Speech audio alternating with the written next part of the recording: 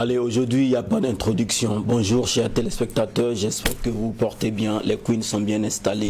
Mamie, bonjour. Bonjour, Jacken. Mais c'est pas comme ça, on me salue. Est-ce que Shabba hyper méga giga bien? Je sais qu'ils ont duré, ça leur manquait d'entendre ça. Ou bien Oui, ça va. Shabba hyper méga giga extra bien. Ouais, t'as manqué à l'écran déjà. Ah oui. T'as manqué au plateau et certainement aux téléspectateurs. Bien entendu. Et tout ceci était réciproque. C'est ça qui fait la beauté de la chose. C'est ça qui fait la beauté, la très belle beauté de la chose. Ah oui. Oui, c'est ça, cette réciprocité entre la présentatrice que tu es. Et nos chers et fidèles téléspectateurs. Très bien. Vous m'avez beaucoup manqué, j'ai reçu plein de messages, oh là là. Ça fait quand même plaisir de voir qu'on compte souvent. Même si on ne sait pas si c'est sincère, l'essentiel. Oh non, en fait, il n'y a pas plus sincère, hein, il faut le dire, que les téléspectateurs. Il n'y a pas plus sincère. Quand tu manques, tu manques. Quand tu ne manques pas, tu ne manques pas. Ah. On s'en fout et c'est tous. Heureusement, en tout cas, que vous ne vous en foutez pas. Merci beaucoup pour votre amour à mon égard, votre attention, vos encouragements, votre soutien. Merci, merci, merci, merci. Encore désolé pour tous ces nombreux messages auxquels je n'ai pas encore pu répondre. J'y vais crescendo, ça viendra. Encore merci à vous. Sinon il faut dire que tu te sentais pas très très bien. C'est juste ça. Sinon ça vous savez que tant que si vous voyez même on n'est pas ici sur ce plateau, c'est que ça va pas du tout. Sinon même si ça va un peu petit seulement là, on là, ça c'est clair. Ça, on force. On vous aime trop pour ça. Et ça, chers téléspectateurs, on peut vous rassurer cela, qu'il pleuve ou qu'il neige, quelles que soient les intempéries, on a toujours fait le nécessaire pour être là sur ce plateau, pour vous entretenir, parce que là, je vous l'avoue, hein, l'émission, la télé pour nous, c'est devenu comme un sacerdoce, donc on ne peut pas manquer à nos rendez-vous du lundi au vendredi avec vous. Voilà, c'était juste la petite parenthèse. En effet, Jacken, sinon et toi, je t'ai manqué. Oui, bon. Jacken, c'est Juliette timide. Je suis timide quand il s'agit de me prononcer sur ce genre de sujet. Je suis timide. Vrai féodal même. Ça dit que les féodales, ils ont du mal à exprimer. Oui, c'est vrai. La partie tu m'as manqué, je t'ai manqué. C'est difficile à dire. Faut que je tourne ma langue. 3, 4, 5, 6, 7. Sinon, en tout cas, vous m'avez tous les deux manqué. Tout le monde a manqué, les techniciens, le plateau, les téléspectateurs. Et je suis très heureuse d'être encore de retour sur ce plateau. C'est ça, et on espère que ce sera pour la bonne. Ah oui, on espère, croisons les doigts. Espérons tous. Espérons. Sinon, Doria, tu nous as manqué aussi depuis hier. Depuis hier, c'est vrai que j'ai quand même fait 48 heures aussi sans être sur le plateau. 48 heures oui. Hier, tu étais là ou pas? Oui, hier, oui. Mais donc tu nous as manqué. Mardi. Depuis hier, c'est jusqu'à 24 heures. Ouais. Oui. Mais toi spécialement, hein, peut-être. Sinon, je pense que si c'est les téléspectateurs. Tu es en contact avec les téléspectateurs. Par quel canal, s'il te plaît? Pas les réseaux. Ah, d'accord. Oui, vous discutez là-bas? Oui, bien sûr. Vous dites quoi? On se dit quoi? Tu vois, quand on finit l'émission, par exemple, quand ils suivent, tu sais qu'ils sont tout ce qui se passe au McDo ne reste pas au McDo. Quand ils suivent et puis ils ne voient pas ton visage, ils ne te voient pas, on t'écrit vite fait. Hein? Oui, tu étais où là? J'ai suivi l'émission, tu étais où? Aujourd'hui, là, tu n'étais pas là, il y a quoi? C'est arrivé là-bas. Quand tu vas bien, oui, quand on regarde, que ce soit vraiment sur TikTok, sur quoi, quand ils rentrent seulement, le jour qu'on ne te voit pas, on commente, ceux qui ont ton contact aussi t'appellent.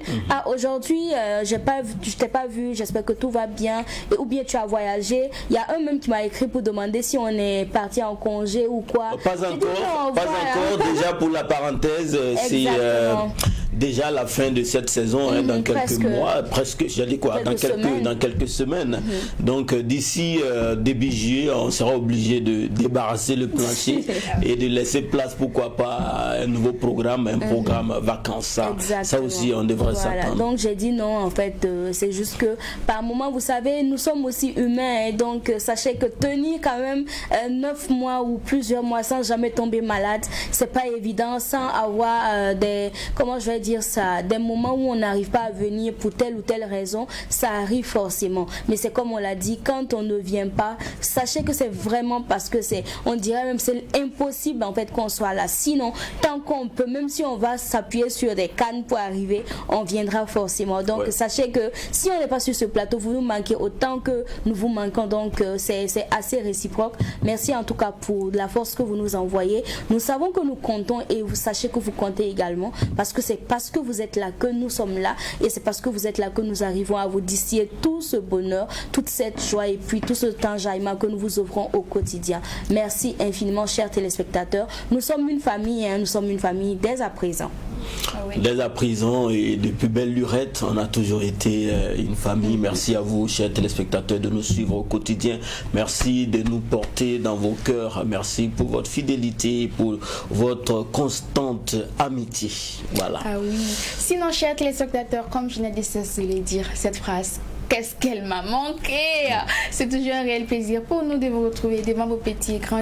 Regardez le MAC 12 d'édition par excellence pour enjoliver le reste de votre semaine. Nous sommes vendredi. Bonjour à tous les fidèles musulmans du Burkina et partout ailleurs. Et encore, merci de rester là. Vous savez que par ici, le slogan ne change jamais. Team de qualité, contenu de qualité, invité de qualité. Alors ne bougez pas avec nous, c'est jeu de chaud bouillant. Tout à fait, invité de qualité, si vous le voulez bien, les queens, on va les recevoir, notre guest du jour.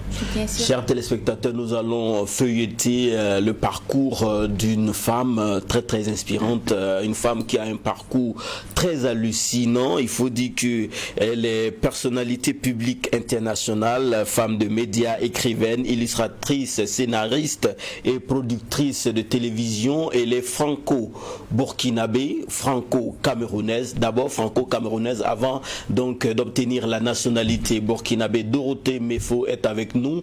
Avec elle, on va passer d'agréables moments. On l'installe pendant ce titre qui fait. Swaba winde, winde, winde, swaba winde, winde, winde, swaba winde, winde, winde, swaba winde. Come on, swaba winde, come on, swaba winde, come on, swaba winde, come on, swaba winde, come on, swaba winde, come on, swaba winde. Running down a car.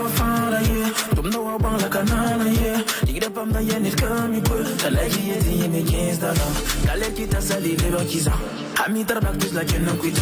I leave it, you could mount on the chef de la nerve, I'm never for windy, swaba windy, windy, windy, swaba windy. Come on, swaba windy, come on, swaba windy, come on, swaba windy.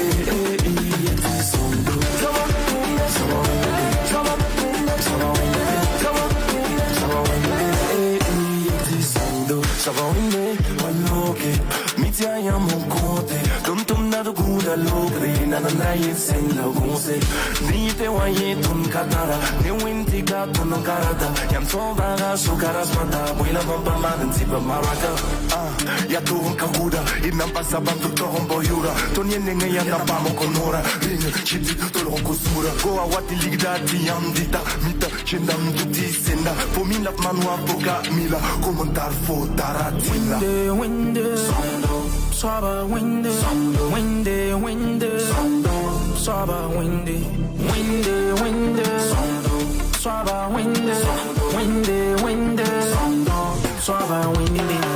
Come on, swaba windy, come on, swaba windy, come on, swaba windy, come on, swaba windy, come on,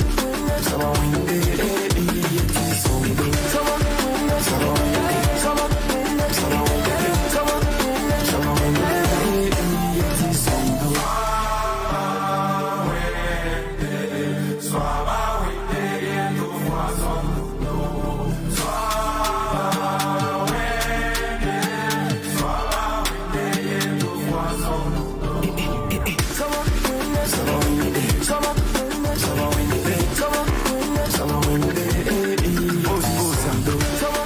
Swaba Winde, c'est signé cette belle collaboration des artistes Razor et Amzi, le jeune Razor en collaboration avec l'un de ses aînés, donc le Bang Bang Amzi. Swaba Winde, c'est une chanson d'un cri de cœur envers le grand barbu, le bon Dieu, afin qu'il nous vienne en aide. Merci beaucoup pour ce talent.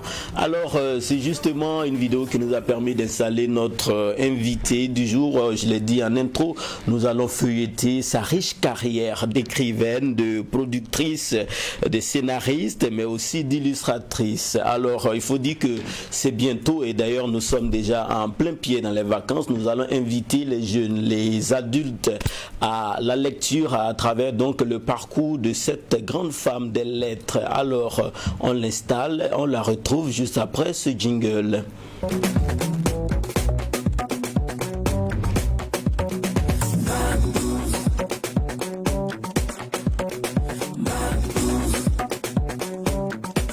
Et notre guest du jour est bien installée. Dorothée Meufeu, bonne arrivée. Merci de m'accueillir aujourd'hui. Oui, bonjour. Ça fait plaisir de te retrouver à la maison. Oh bah écoute, je suis là. Depuis plus d'un an, on peut le dire ainsi. Oh ouais, tu es passé sur True TV, au Mac 12, oui, précisément. Je me souviens. Depuis lors, tu as grossi un peu. Oh bah écoute, je me sens bien. Ça va. Ouais. On te sent bien. Ouais. Très bien. Alors, disons que ça fait 11 années que tu as foulé le sol du pays des hommes intègres. Et oui. Depuis lors, tu n'es plus reparti. Non. Alors que je venais pour 3 mois, j'avais un visa, je venais comme une touriste, en tant que touriste, et puis je suis restée 11 ans.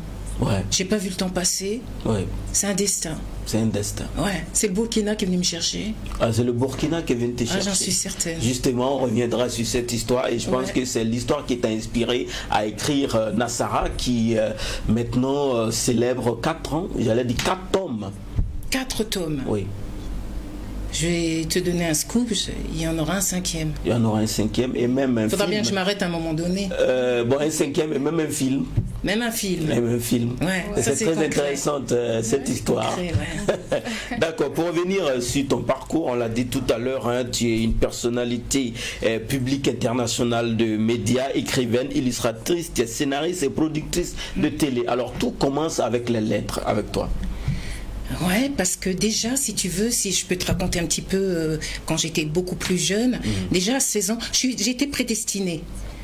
Et donc déjà à 16 ans, j'adorais la littérature. Ah. J'ai beaucoup lu Molière, les Fables de La Fontaine, passionnée par les lettres, Flaubert. Ce sont les grands classiques français, puisque moi j'ai fait des études à Paris.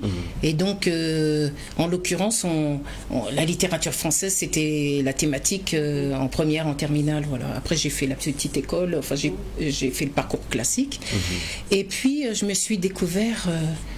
j'ai vu que c'est ma prof de français qui me disait, mais quand elle nous demandait de faire des dissertes, elle nous donnait un thème, comme partout dans les écoles, hein, voilà, on disserte, on fait des dissertations. Et moi, mais j'écrivais, mais des pages et des pages et des pages, et à un moment donné, ma prof de français me disait, mais tu sors même du sujet, quoi. Donc c'est là que je me suis dit, mais il y a quelque chose chez moi. Oui. Il y a le truc. Il y a quelque chose. Et quand j'ai vécu au Canada, ma mère, quand elle va regarder l'émission, elle va s'en souvenir. Oui. Quand je suis partie vivre au Canada 4 ans à Montréal, il y a des années, on s'écrivait des lettres. Je faisais des pages et des pages. Elle a tout gardé. Oui. Et donc, elle me dit, mais regarde quand tu avais 16 ans. Donc, voilà. C'est ça, justement. Et j'écris toujours, oui, au bout de 60 ans. Donc depuis 16 ans, à l'âge de 16 ans, tu écris. Et justement, tu as parlé de 60 ans. Ça, tu n'aurais pas dû le dire. Tu n'auras pas dû le dire, mais on a capté que, voilà, 60 ans, quel est le secret de ce secret de jouvence? Oh ben écoute, tu vas rigoler parce qu'il y a une dame en France, elle me disait, j'attendais le bus, elle me dit, mais c'est quoi votre crème de peau? C'est quoi le secret? J'ai dit, quel secret? J'ai pas de secret. Elle me dit, mais vous avez bien une crème qui... Je lui dis non. Elle me dit, mais ça c'est miraculeux. Je lui dis non, mais c'est dans ma famille. On est tous, voilà, on fait tous un peu plus jeunes. Et puis c'est l'Afrique, c'est le Cameroun, c'est le Burkina, c'est l'Afrique qui nous rend... On a la peau, c'est vrai, il faut le dire. Si on compare, par exemple, une femme de mon âge caucasienne, une Nassara, à 60 ans, vous allez voir la différence. Donc tu dis que c'est le métissage aussi qui t'aide à tenir. Ah, j'en suis sûre. Qu'on soit métisse ou qu'on soit femme de couleur un peu plus foncée, vous prenez une femme de, je sais pas, 70 ans, vous la comparez avec une Nassara de 70, vous allez voir, il n'y a pas photo, quoi. Il n'y a pas photo. Non. C'est parce qu'on est prédestiné. C'est Dieu qui nous a fait comme ça. On a la peau un peu plus. C'est ça, c'est l'avantage. La peau noire, justement, faut en être fier. Ouais. Parce que les Nassaras là-bas, que ce soit dans le monde entier, hein, elles veulent avoir la peau ferme. Ouais. Et nous, on doit valoriser notre peau, on en est fiers. Oui, c'est ça. Alors il y a tellement... Elle dit nous parce que maintenant elle est africaine dans le cœur. Je l'ai toujours été. Oui. Moi, je suis franco-camerounaise burkinabé. Désormais, au Burkina, je crois que selon la loi, 8 ans après, on peut déjà obtenir la nationalité. Donc là, tu es burkinabé. Ouais. Voilà, il y a auto. Il y a auto. Ah, oui. Alors, les Queens, on est toujours dans la présentation, dans les prémices de la présentation. Dites-nous, Doria. Alors, encore bienvenue sur notre plateau, c'est un plaisir de vous recevoir. Merci. Moi, j'aimerais savoir votre histoire avec le Burkina Faso. C'est vrai que vous avez dit que vous êtes venu d'abord pour 3 mois, après vous êtes resté. Ça a été quoi les débuts ici au Burkina? Est-ce que vraiment vous avez pu vous intégrer facilement? Est-ce que très vite vous avez continué peut-être à écrire et tout? Est-ce que ça a été vraiment facile de vous intégrer, de vous faire une place quand même dans la société burkinabé et continuer surtout en tant qu'écrivaine? Vu qu'avant vous travailliez en Europe et tout, est-ce que ici ça a été facile de vraiment vous intégrer? C'est comme dans tous les pays, quand tu voyages et que tu t'intègres dans un pays, à un moment donné, il faut t'intégrer. L'intégration, c'est hyper important. Parce que si on ne s'intègre pas, on ne reste pas. On a du mal. Donc moi, je me suis petit à petit, un peu, comme on dit ici au Burkina, un peu, bilou. Ouais. Et donc, je découvrais tous les jours. J'ai des yeux, des oreilles, j'écoute. Et puis, au fur et à mesure, je me suis intégrée comme ça. Mais ça, c'est pas simple, hein. C'est pas simple. Alors, après, on fait des rencontres. Et puis, on s'adapte. C'est comme quand je suis partie au Canada. Ça m'a permis d'apprendre l'anglais et de parler couramment. Là, le moré, 10 ans après, je connais des petits mots. Oui. C'est normal, hein? Exactement. Voilà. Et puis, pour répondre à ta question, j'ai continué à écrire. Parce que j'avais déjà dans l'idée cette histoire de Nassara. Et puis, c'est déjà en France. Ma petite maman, ça va lui faire plaisir que je dise ça, elle m'a dit, mais pourquoi tu n'écrirais pas ton histoire? C'est grâce à elle que les Nassara existent aussi. Parce qu'elle me dit, mais écris ton histoire, il faut que le monde entier sache. Et comme je suis une écrivaine, j'ai dit, oui, t'as raison. C'était une belle aubaine. Ah ouais, parce qu'avec les 11 livres, alors j'ai écrit 11 livres. De toute la carrière d'écrivaine. En 18-20 ans. Ouais, 18-20 ans. Et donc, à un moment donné, j'ai écrit des nouvelles. Peut-être que Jacqueline allait me poser la question. On va parler de ça, des livres de jeunesse. Ouais. C'est-à-dire que je suis une poétesse. J'ai commencé avec la poésie. 35 minutes de bonheur, c'était mon premier livre aux éditions Percé. Et puis, mais avant d'écrire, je tenais un restaurant à Blois. Blois, c'est dans le centre de la France, à côté de Tours. Et j'avais monté un restaurant parce que j'avais vécu aux États-Unis et au Canada. Et j'ai monté comme un petit McDonald's à Blois. Mais moi, les frites et les hamburgers, à un moment donné, ça n'allait pas avec moi. Donc je me suis dit, mais... Bon, je l'ai gardé 4 ans ce restaurant. Après, je l'ai vendu. Et puis après, je suis partie en Afrique. Et puis après, voilà toute mon histoire avec Nassara. Mais j'ai commencé en tant que poétesse. Avant de vous reconvertir. Avant de me découvrir romancière. Parce que j'étais pas du tout romancière. J'étais plutôt poétesse, fabuliste. J'écris des fables. Tout ça parce qu'à l'école, j'adorais les fables de La Fontaine. Donc j'ai écrit des fables. Donc des nouvelles, après nouvelliste. J'ai écrit des petites nouvelles. Et puis à un moment donné, c'est grâce à Nassara que je suis devenue romancière. Je me suis exercée au roman. C'est toute une technique aussi. D'accord. Voilà. Bien compris. Très bien, Mamie. Encore bienvenue. Puisqu'on parle des romans Nassara et tout, moi j'aimerais savoir comment est-ce que ces livres ont été accueillis dans la communauté française, je veux dire peut-être en Occident ou ailleurs, et aussi au Burkina Faso. Surtout, on trouve que c'est un peu atypique de voir une blanche qui magnifie autant les pays africains, qui parle de son vécu en Afrique, qui glorifie même l'Afrique, on va dire ça, grosso modo. Alors comment est-ce que ça a été accueilli? Quels ont été les retours des lecteurs? Au départ, j'ai commencé à écrire en France. Donc mes lecteurs étaient français.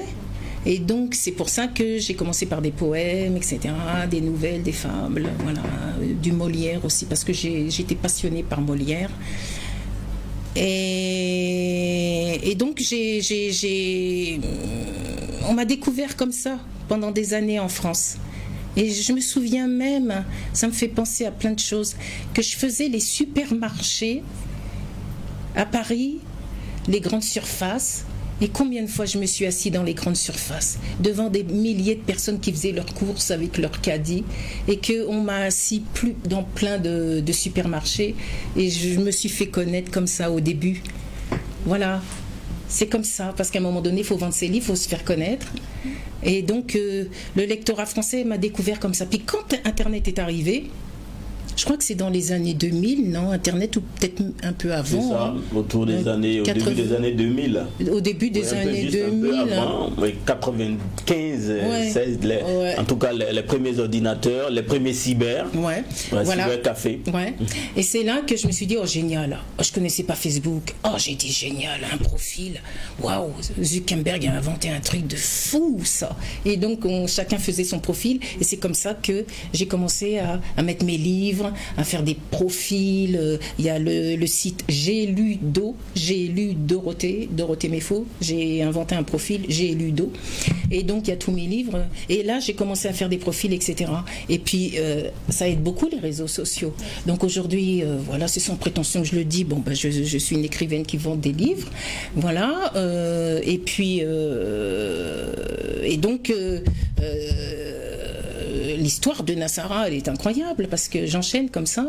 C'est parce que sur le profil, il y a un directeur de centre culturel du Burkina Faso à Ouagadougou, le centre n'existe plus, je crois, qui m'accroche sur les réseaux sociaux.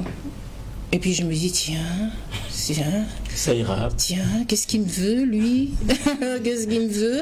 Et puis, de fil en aiguille, il se présente et tout. J'ai un centre culturel à Ouagadougou. Donc, une écrivaine, ça m'intéresse. Oui. Je suis dans les livres, la littérature. J'ai dit, tiens, j'avais déjà fait le Nigeria, parce que je suis allée au Nigeria aussi, apporter des kilos de livres aux enfants du Nigeria. Et donc, il me dit, mais vous connaissez pas le Burkina Faso?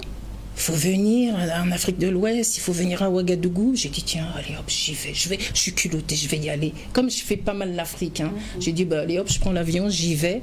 Je ramène 40 kilos de livres. J'ai été chargée quand je suis arrivée, mais alors là, c'est vrai que j'ai été chargée. Et puis,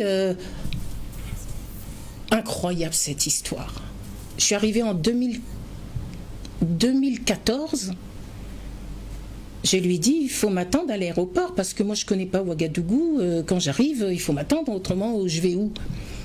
Et il était prévu que je devais aller dans le centre culturel. Il y avait des places pour s'installer et tout, des chambres pour s'installer. Et du coup, ben, il n'est pas venu. C'est terrible. C'est terrible. Déjà, ça commence mal. Ça commence mal, ouais. Ça commence mal. Ah, c'était terrible. Donc, il va y avoir... Moi, je suis devenue scénariste, donc j'ai écrit scénario. Ah, il va être terrible, le film, terrible. C'est la panique totale. Nassara, enfin, heureusement que j'ai le sang aussi black, hein. Je me suis adaptée. Et j'arrive avec mes kilos de livres, mes valises. Je vois tout le monde sortir. Bon, c'est dans le scénario, j'en dis pas plus, mais je vois tout le monde sortir. Il n'y a plus personne dans l'aéroport. Je dis non, il m'a pas fait ça. Non. Alors, il y a un policier, tout ça c'est dans le scénario. Il arrive, un vigile qui travaille là-bas dans l'aéroport. Il me dit, il me voit décomposer, il me dit ça va pas. Et je lui dis non, ça va pas du tout. Alors, celui qui m'a invité n'est pas là. Voilà. Et il me dit quoi? La panique. Il me dit quoi? Qui vous avez pas son numéro de téléphone? Tout ça dans le scénario, vous verrez ça dans le film. Et on l'appelle, il décroche pas. Ah. Et tu sais où il était?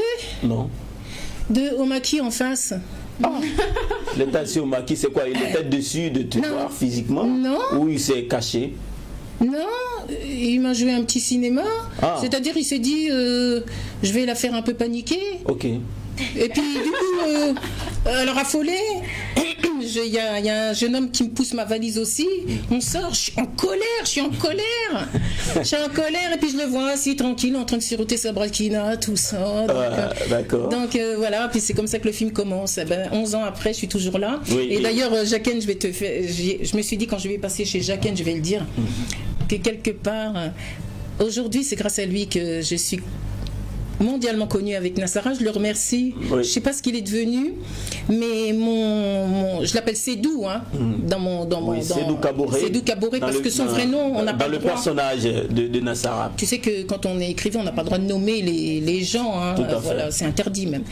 Donc je le remercie, parce que je le remercie de m'avoir malmené. Mais aujourd'hui, c'est grâce à lui que je suis devenue célèbre avec Nassara. Tout à fait. Donc quelque part. À toute chose, malheur est bon. C'est ça, et Nassara, comme je l'ai dit, ça fait maintenant le tome 4, on va en parler dans un instant, mais disons qu'on est allé un peu plus vite en besogne, parce qu'avant que tu n'arrives au Burkina Faso, on peut dire que tu as fait le tour du monde, sauf l'Asie, que tu n'as pas visité. En temps, en France, tu étais productrice télévision, et là, tu as fait des rencontres.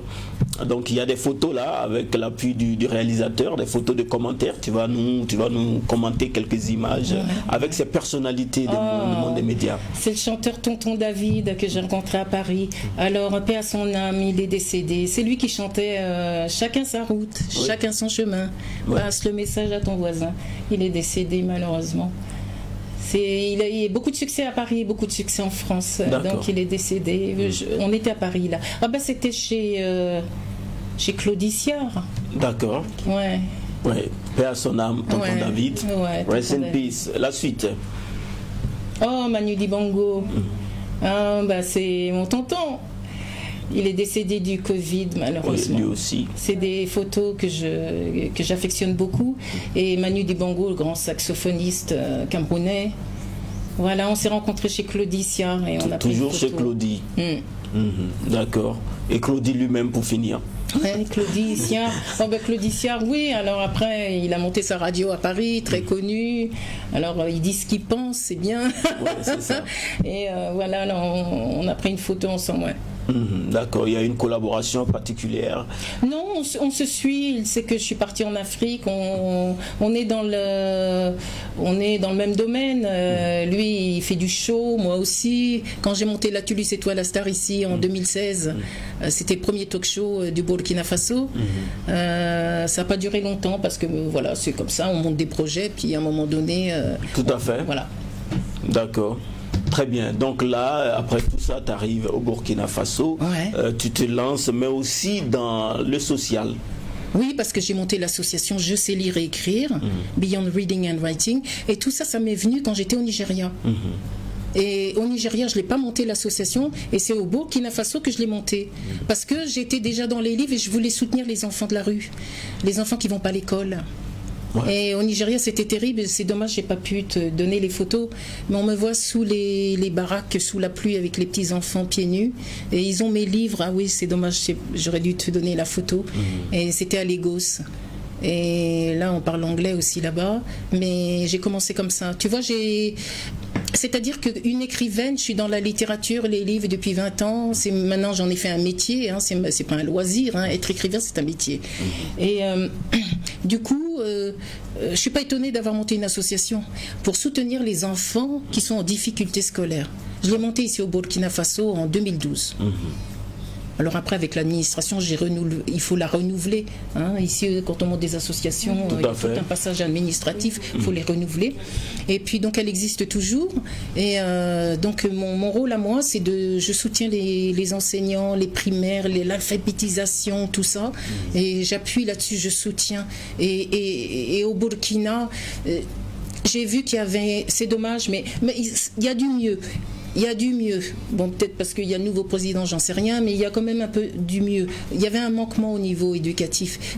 Je sentais qu'au Burkina Faso, c'était pas une priorité, l'école et tout ça. Et j'ai senti, pour répondre à ta question justement, au Burkina, j'ai beaucoup ouvert les yeux, j'ai vu ce qui allait et ce qui n'allait pas. Les enfants de la rue, pourquoi ils vont pas à l'école, pourquoi c'est encore payant certains livres qui ne devraient pas être payants. L'école, c'est gratuit, c'est l'État qui doit payer l'école. Et donc tout ça, j'ai vu tout ça, puis je me suis dit l'association s'est forcée. Et puis tous ces enfants, mais c'est pas typique que du Burkina, hein, dans le monde entier, ils passent en 6e, ils n'ont pas le niveau. C'est la chute après. Ouais. Ils n'arrivent pas en terminale. Hein. Après, ils redoublent. C'est ce que je dis souvent, les enseignants, s'il faut les faire redoubler, c'est mieux. Ouais, c'est mieux. Ne les faites pas passer parce qu'ils vont se planter après les petits. Arriver en 3e, etc. Ils n'ont pas le niveau. Donc moi, avec mon association, donc je soutiens, j'appuie à mon niveau, et puis surtout les enfants qui ont des difficultés scolaires. Et alors moi, je suis dans les causes nobles depuis 20 ans. Aussi, même plus. Et c'est ce qui fait de moi quelqu'un d'international, parce que je suis dans les causes nobles, l'illettrisme et l'analphabétisme. Après, c'est pour ça que j'ai monté l'association. Et donc, les analphabètes, il y en a beaucoup ici au Burkina Faso. Mais il n'y a pas qu'au Burkina, les illettrés et tout ça. Alors, c'est un vrai fléau qu'on n'a toujours pas résolu. Il faut des organismes, il faut des soutiens, il faut que l'État se mêle de ça. Très bien, aucun souci. Donc depuis lors, tu es là, et justement, Nassara, on avait parlé déjà de Nassara, l'inspiration et tout, l'histoire derrière donc ce projet Nassara. Et pour le tome 4 de Nassara, là maintenant on est dans la fiction, parce que pour le tome 1, ça c'était ton histoire, et après il faut faire vivre le personnage. Apparemment tu l'as même fait voyager. Oui.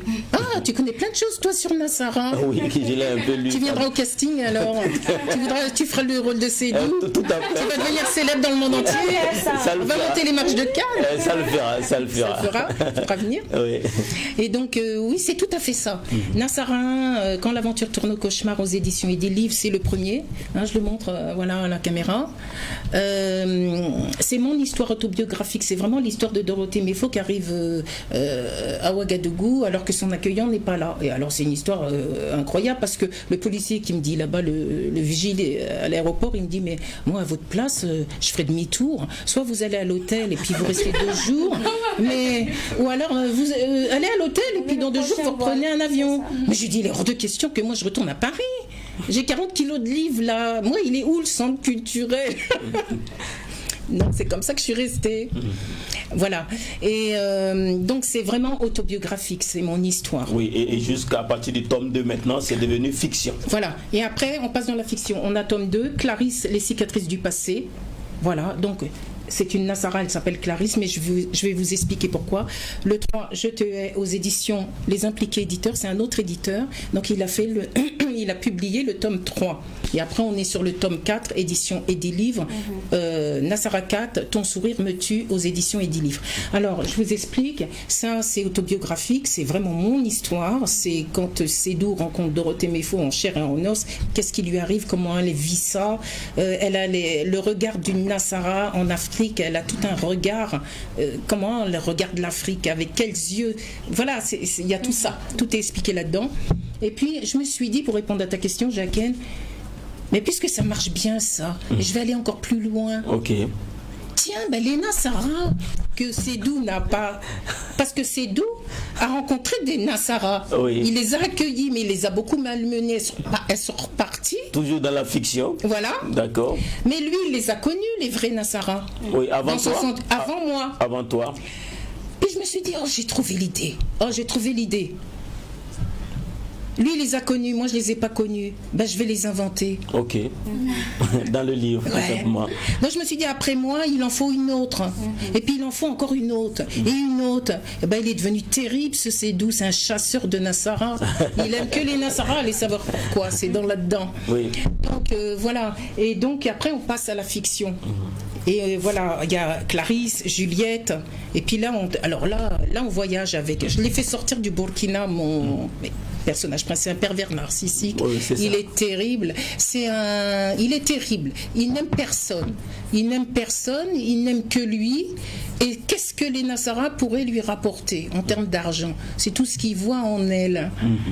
Oui, donc c'est tout cela que les différents tomes de Nassara jusqu'au tome 4 relax. C'est vraiment une histoire incroyable. Incroyable, qui est devenue internationale grâce aux réseaux sociaux. Merci les Facebook et compagnie. Oui. Et c'est vrai que j'ai fait une communication 10 ans sur Nassara, mais une com agressive, mais 24 heures sur 24. J'ai pas lâché. Et parlant d'écriture des livres internationaux, il faut dire que tu as même des écrits qui sont lus ou encore proposés par des élèves du côté de la Russie et même en France. Ah oui. Alors ça, c'était quelque chose d'incroyable. Parce que quand tu vas sur Internet, par exemple, tu tapes Jacqueline, ton nom, et puis tu vas découvrir des gens. Parfois ils ont le droit, parfois ils n'ont pas le droit. Bon, il faut toujours respecter les droits d'auteur, après ça fait beaucoup de problèmes. Mais des fois tu vois ton nom, puis il y a des gens qui ont écrit sur toi, tu savais pas. Oui. Tu vois des photos qui sont parties, tu sais pas où. Internet, c'est ça. Hein. Donc quand on est artiste, il faut beaucoup vérifier qu'est-ce qu'on raconte sur vous. Oui. Là c'est aussi important. Hein. Et puis je vois, parce que j'ai écrit un texte, Le temps qui passe, parce que Hachette Éducation m'a publié un jour, ils m'ont fait une énorme surprise. C'est une grande maison d'édition. Grande maison d'édition Hachette, qui est devenue internationale. Hachette, hein. Hachette, c'est à Paris, c'est une maison d'édition française prestigieuse qui après s'est lancée dans les livres scolaires. Et puis un jour, la directrice d'Hachette, elle m'appelle. Elle voit 35 minutes de bonheur et elle tombe sur un texte qui s'appelle Le temps qui passe. Alors elle me dit, je vous envoie un contrat. Hachette vient de vous sélectionner pour tous les CM2 de France. Si tu avais vu ma tête. Si tu avais vu ma tête. On imagine déjà. Si tu avais vu ma tête, tu vois. Donc je me suis dit, alors là, ça c'est. Je pensais pas qu'un jour j'allais me faire connaître et que j'allais. Le destin, a fait que 60 ans après, j'écris toujours. Et puis donc, elles m'ont mis dans mot de passe. Ce sont des manuels pour les enseignants. Quand les profs arrivent avec les scolaires, ils ont des manuels. Ils se reposent pour faire les cours. Pour préparer les cours, ils ont des manuels. Et donc, mot de passe est arrivé, en France. Et puis, les enseignants se les ont procurés. Ça fait partie du programme scolaire. Et Dorothée Méfaux, elle était à côté de Victor Hugo. Wow. Je me suis retrouvée à côté de Victor Hugo. Incroyable. Ouais. Grand Victor Hugo. Hein.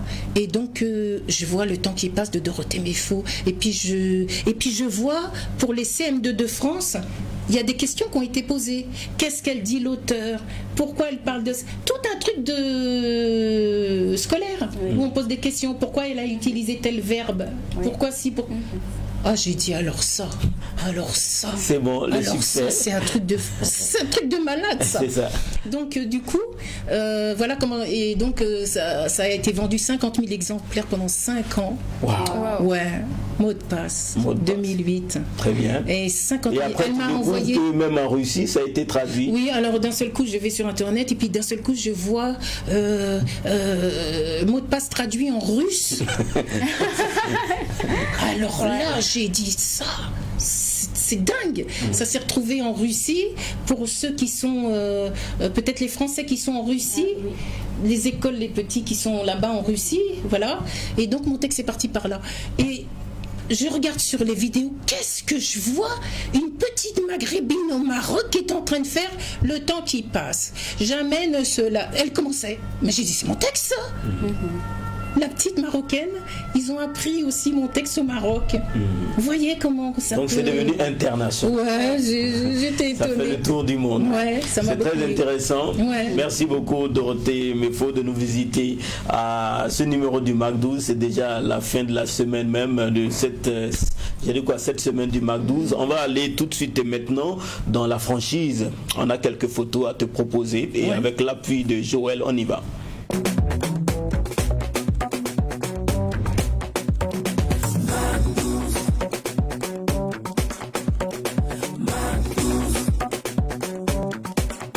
Dans cet instant, la franchise, on s'adresse à Doria.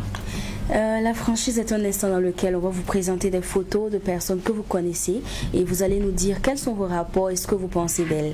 Peut aller? Première photo.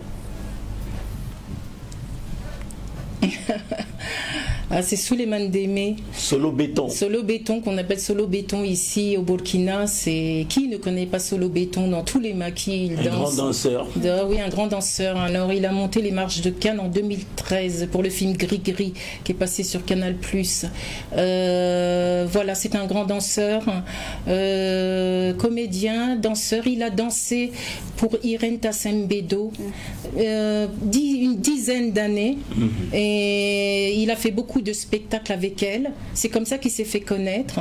Et après, bon, il y a eu une fin, voilà. Chacun a pris sa route. Irène a fait autre chose et puis Souleymane, son destin, c'était de faire autre chose. Oui. Et son destin aussi, c'était de te rencontrer. Ouais. Au FESPACO 2016. Ouais, c'est bien sûr. Il n'y a pas de hasard. Hein. Oui, c'est ça. Et en 2016, je vais au FESPACO. Oui, c'est ça, le FESPACO. Et je connaissais pas le FESPACO. Puis il y a un ami qui me dit, tiens, tu connais pas le FESPACO? J'ai dit non, je vais y aller. Donc on y va. J'y vais sur une moto et tout. J'arrive, je vois du monde, des danseurs, des chanteurs, tout ça. C'était l'ambiance du FESPACO. Et puis je m'assois, puis d'un seul coup, je vois quelqu'un qui dansait, puis ça applaudissait, puis ça. Mais alors il y a un photographe qui me dit, mais tu vois pas que lui il est handicapé? J'ai dit, comment ça il est handicapé? Il me dit, c'est Souleymane Démé c'est un très grand danseur handicapé qui a monté les marches de Cannes. Mais j'ai dit, c'est pas possible de danser comme ça. Donc j'ai trouvé un talent exceptionnel, surtout qu'il a un handicap lourd. Et donc il est descendu de scène, il s'est approché, j'étais à la table des artistes, et puis il s'est approché de moi, et puis on s'est plus quitté. Ah oui. Pendant on s'est plus quitté là, on a compris, j'espère que vous l'avez compris. Non, nous n'avons pas compris. Cette personne qui dit on s'est plus quitté. On aime les choses explicites. Oui. Qu'est-ce qui s'est passé? Vous êtes voilà, donc ça c'est une autre phase. Expliquez bien, on s'est plus quitté. Oui, puis certainement, j'espère qu'elle regardera l'émission parce que ça va lui rappeler des souvenirs. C'est-à-dire, j'ai vu son potentiel. J'ai dit, mais c'est exceptionnel et je ne suis pas la seule à avoir vu son potentiel. Mohamed Saleh Haroun, qui est un grand réalisateur tchadien qui a fait le film Gris Gris, donc l'a vu sur scène en 2016 et c'est comme ça que... Non, en 2013, et c'est comme ça qu'il l'a amené au Tchad et qu'ils ont fait le film Gris Gris et qu'il est parti jusqu'à Cannes, même danser sur le tapis rouge. Et moi, il n'y a pas de hasard, c'est-à-dire que on a tous un destin sur cette terre, c'est-à-dire que lui... Je vais le dire, parce qu'il faut le dire, il y a beaucoup de gens qui ne savent pas, mais il a connu la gloire, les paillettes, la croisette à Cannes, il a connu, voilà, avec le film Gris Gris. Mais il a connu aussi une descente aux enfers. Et cette descente aux enfers, je vais le dire parce qu'il y a beaucoup de gens qui ne savent pas. Dorothée Méfo, elle était là pendant cette descente aux enfers, pendant 7 ans. Vous l'avez soutenue? Je l'ai soutenu beaucoup. Je l'ai géré. Bon. Alors ça veut dire que on vous met en haut des sunlights, on vous met en haut des projecteurs jusqu'à Cannes, c'est un rêve. C'est pour ça que Souleymane Démé, même quand il est parti à apéro déjeuner avec Jackie Elfeno, à un moment donné, il dit dans l'émission, il rêve. Il lui demande, mais pourquoi tu es toujours en train de rêver? C'est parce que Souleymane n'est pas descendu de son rêve de Cannes. Oui. Il sort pas de là. C'est pas pour lui, c'est pas fini. Ouais, mais il sort pas de là. Hein. Oui. Il est encore dans sa tête. Voilà. Donc la réalité, elle rattrape. Et donc il est là à Ouagadougou. Et qui ne connaît pas Souleymane Démé dans tous les maquis de Ouagadougou? C'est ça. Et ça fait 30 ans qu'il danse. Donc depuis lors, vous n'étiez pas quittés, mais là maintenant, il y a problème. Hein. Vous n'êtes plus ensemble? Non. Vous n'êtes plus ensemble. Bon, on va demander qu'est-ce qui s'est passé. On va même demander qu'est-ce qu'il représente, voilà, dans votre vie actuellement. Qu'est-ce qu'il représente? Ou qu'est-ce qu'il a représenté? Qu'est-ce qu'il a représenté surtout? Qu'est-ce qu'il a représenté? Il représente le rêve burkinabé pour beaucoup de petits-enfants parce que il est très proche des enfants de la rue. Il a été enfant de la rue. J'ai rencontré son papa, il l'avait pas. Bon, il l'a dit aux journalistes pendant des années en France, mais la vérité, moi je la connais. Il a cherché son père pendant 40 ans et moi j'ai retrouvé son papa en 3 jours. Ah. C'est dans le livre Souleymane Démé où tout ce que Dieu fait est bon. Ça c'est sa phrase à lui. Tout ce que Dieu fait est bon. Il l'a dit partout cette phrase-là. Et donc, ce qu'il représente pour moi, il a un talent exceptionnel, mais... Il doit être organisé. Et s'il n'y a pas de manager derrière, il n'y a pas d'encadrement derrière, il a un talent fou. C'est-à-dire que s'il va aux États-Unis, c'est grave. S'il va au Japon, c'est grave. Ouais. C'est grave. Il danse formidablement bien, il a un talent exceptionnel. Aujourd'hui, il va bientôt avoir 50 ans, le temps passe. Mais à un moment donné, c'est ce que je lui disais, il monte une école de danse, parce qu'à un moment donné, tu ne pourras pas danser éternellement. 20 ans. Il faut se recycler. Donc voilà, donc j'ai monté des projets avec lui, j'ai eu écrit un livre, parce que Gris-Gris de Mohamed Saleh Haroun, c'est pas la vraie vie de Souleymane Ndémé, mais Mohamed Saleh Haroun a brodé autour d'une histoire tchadienne, autour d'une histoire de trafic d'essence. Très bien. Mais la vraie histoire de Souleymane Ndémé, c'est dans mon livre. Ok, et la suite est fin de cette franchise, il y a une autre photo après. Ouais. Ça, ce sont les parents de Dorothée Mefo quand ils étaient plus jeunes. Cette photo, elle est vintage. Ouais. C'est ma mère et mon père. Et mon papa n'est plus là. Malheureusement. Ouais. Et maman, elle est encore là. Et ma mère, elle verra l'émission tout à l'heure avec le lien sur le Facebook. Ma mère va pleurer. Ça, c'est certain. Elle a 85 ans aujourd'hui. Waouh. Et ma mère, elle a travaillé à TF1 toute sa vie. Parce que du côté de ma mère, du côté de la famille de ma mère, on est tous... Il y a des journalistes. Travaillé à TF1, tous. Tous. Et mon papa, il était camerounais. Et mon papa est resté toute sa vie en France. 70 ans en France. Déraciné, mon père. Il est arrivé à l'âge de 6 ans. Manu Dibango... C'est plus fort, hein, s'il te plaît, Dorothée. Tu sais que Manu Dibango connaissait mon père. Ah, d'accord. Et Manu Dibango, je l'ai retrouvé en train de jouer au tiercé à Paris, quand j'étais plus jeune. D'accord. Parce qu'il habite à Paris, Manu Dibango. Oui. Et mon père connaissait Manu Dibango. Et voilà, donc... tu sais, c'était à l'époque où... C'était dans les années 50. Oui. Tu sais, tous les Africains rêvaient d'aller en France. Ils dansaient dans les boîtes de nuit à Paris. À l'époque, oui. Et c'est comme ça que beaucoup d'Africains se sont retrouvés à Paris et qu'ils ont connu des blanches. C'est pour ça qu'il y a beaucoup de métissage. Mais si, c'est ça. Parce que moi, quand j'étais petite fille, tout le monde me regardait dans la poussette. Parce que c'était du temps où... Très bien. Les blanches, elles n'allaient pas avec les hommes noirs. Oui. Il y a eu une révolution après de tout ça. Tout à fait. Et donc là, malheureusement, le père, il est décédé, paix à son âme, mais maman nous suit toujours. Est-ce que tu pourrais lui laisser quelques mots avant la fin de cette émission? À ma maman? Oui. À maman. Ma maman, je l'aime...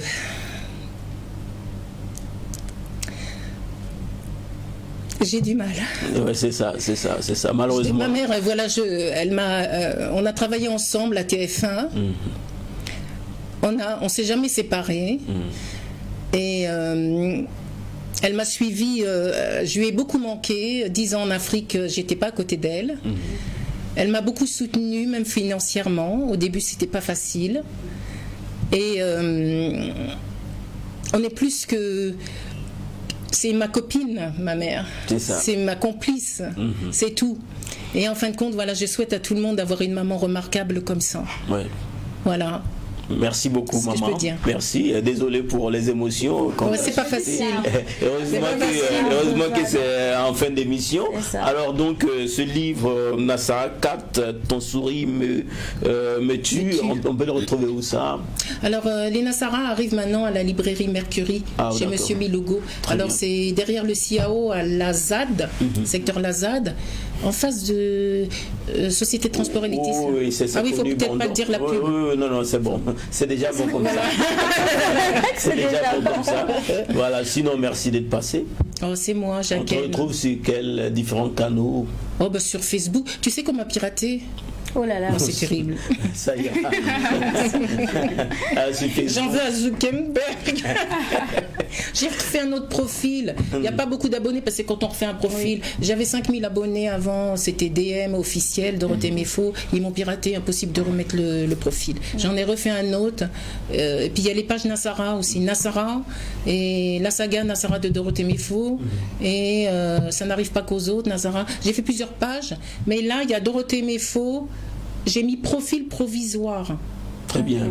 Parce que il fallait bien refaire. C'est terrible le piratage. Merci. Voilà. On a passé d'agréables moments, chers téléspectateurs, avec notre invité. Je rappelle Dorothée Mefo, personnalité publique internationale des médias. Elle est écrivaine, illustratrice, elle est scénariste et productrice de télé. Elle est au Burkina Faso depuis près de 11 années. Déjà, qu'est-ce que ça t'a fait quand on t'a délivré le document de ta nationalité burkinabé? Ah ben ça, j'ai dit, mais là, je suis une petite fille de Thomas Sankara, là, maintenant. Ouais. Ça, c'est... J'aurais jamais cru que dans ma vie que j'allais... D'ailleurs, même ma famille proche ne pensait pas que moi, un jour, j'aurais la nationalité burkinabé. Ouais. Je suis fière de ça, parce que c'est le pays c'est Thomas Sankara, dans le monde entier. Et donc, aujourd'hui, alors, on a un président qui devient encore plus célèbre que moi. Ibrahim, bravo, excellence. Oui, c'est ça. Il devient une star mondiale internationale. C'est ça. Et grâce à lui, on parle du Burkina Faso partout dans le monde. Partout, oui. Jusqu'au point que Poutine nous envoie les avions pour qu'il Ouais, c'est ça. Donc, c'est que vraiment là... Non mais là, on est bien parti. Non, on gagne en notoriété. Hein. Le Burkina gagne. Et même aux États-Unis, les Noirs américains sortent avec les photos d'Ibrahim et ils représentent l'émancipation de l'Afrique. L'impérialisme, on n'en veut plus. C'est ça, Ibrahim. C'est ça qu'il véhicule dans le monde. C'est ça. Et là, le Burkina, il y a même des Blancs qui sont en train, des Nassara, qui sont en train de prendre le drapeau burkinabé à Paris. Oui, il y a tout ça. Cette fierté. Ouais, et là, moi, alors quand je regarde tout ça sur le net, je me dis, ah, mais moi, je suis burkinabé. C'est ça. Quelle fierté, la fierté. Waouh. Tu sais que moi, maintenant, je voyage avec mon passeport burkinabé, je voyage plus avec mon passeport français. Hein. Incroyable. Ah si. D'accord. Parce que, comme en France, ça va plus, et que Macron n'a plus la notoriété, parce que Macron, c'est terrible. Bon, si je commence, je n'arrête plus. Bon, il y a des mots en télé. Sur le divertissement. Politique, Donc, je voyage avec mon passeport burkinabé. Quand je suis arrivée à Paris, à Charles de Gaulle, je lui montre mon passeport burkinabé. Mais elle me dit, vous rentrez pas en France. Mais je lui dis, comment ça? Elle me dit, vous me donnez votre passeport. Ah bah oui, bah tenez le passeport français. Très bien, d'accord. Bon, on va pas aller plus loin. Sinon, merci. Et nous aussi, on est ravis de t'avoir comme notre sœur burkinabé. Oh bah écoute. Voilà. Barka. Barka. Merci beaucoup les queens. Chers téléspectateurs, on est ravis de vous avoir servi ce numéro du Mac 12. On se donne rendez-vous la semaine prochaine, lundi, même heure, même canal, même équipe. D'ici là, partagez au maximum. N'oubliez pas de mettre les cœurs et n'oubliez pas que tout ce qui se passe au Mac 12 et quand c'est bon, thank you very much. Merci beaucoup. À lundi.